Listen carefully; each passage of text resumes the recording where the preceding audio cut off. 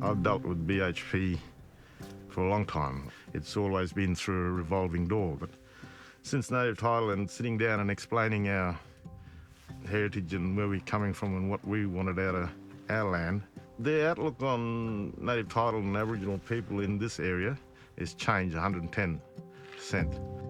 The history of mining and native title holders hasn't always been fantastic, but I think over time, a company like BHP, we've seen it change in that relationship.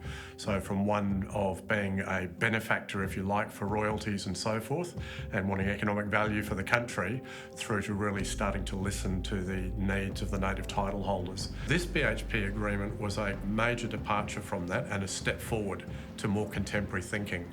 Really, it's the vision. It's where people see they want benefits for their community, their children, their grandchildren, over a long relationship. It's not about 1 or 2 years, but it's actually decades. Examples would be around health, around land management, around business development, around maintenance of law and culture. Historically, if you look backwards at some of our earlier agreements, the language has been very aspirational. Our targets have been very aspirational. I think agreements such as the Tjiwarl agreement, they transcended the barriers I think were there that were inhibiting our relationship with our traditional owners.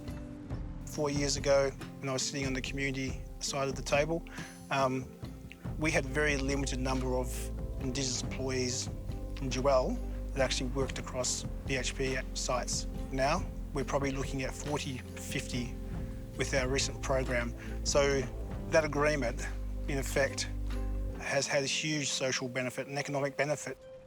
So I've been running the work readiness program since 2019. The objective of the program is to get our traditional owners work ready to go out and gain full-time employment within BHP Nickel West Northern Operations.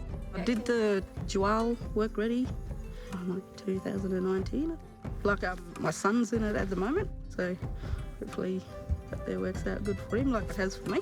With BHP Nickel West, they've given us an opportunity. They've basically asked us, what's your capability up to, what can you do? And they've done a pretty good job at the moment of doing carve-outs of what jobs we're capable of doing. The role they play is significant, giving us sort of long-term work and sustainable work, so that's how our Indigenous businesses grow. Mining may come and go. The native title holders will be there for generations, going on hopefully for thousands of years.